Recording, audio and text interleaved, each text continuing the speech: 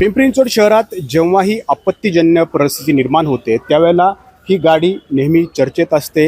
ही गाडी नेमकी कोणत्या विभागाची आहे, या गाडीचा वापर नेमका कोण करतो आणि या गाडीवरती हा दिवा का आहे।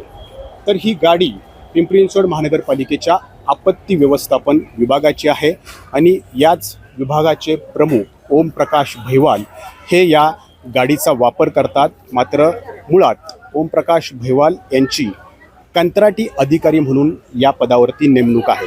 खरं तर या पदाला शासन मान्यताच नाही अशी माहिती पिंपरी चिंचवड महानगरपालिकेच्या प्रशासन विभागानं आपल्याला दिलेली आहे।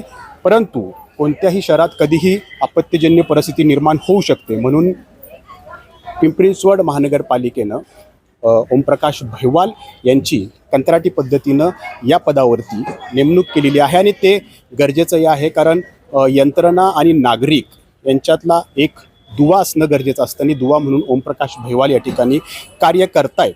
मात्र ते कंत्राटी अधिकारी आहेत आणि मग कंत्राटी अधिकारी असताना त्यांनी अशा दिव्याचा वापर करावा का? कारण या दिव्याचा वापर करायचा असेल तर त्याला अनेक नियम आहेत, त्याला अधिकृत दर्जासुद्धा या ठिकाणी लागत असतो। असं असताना ओमप्रकाश भैवाल यांच्याकडं तो दर्जा आहे का? त्यांनी या दिव्याचा वापर करावा का?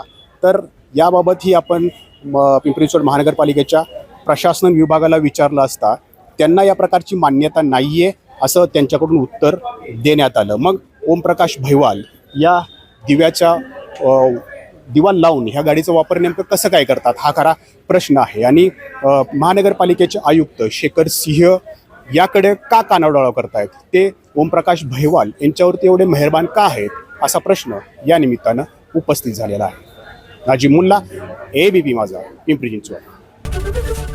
एबीपी माझा, उघडा डोळे बघा नीट।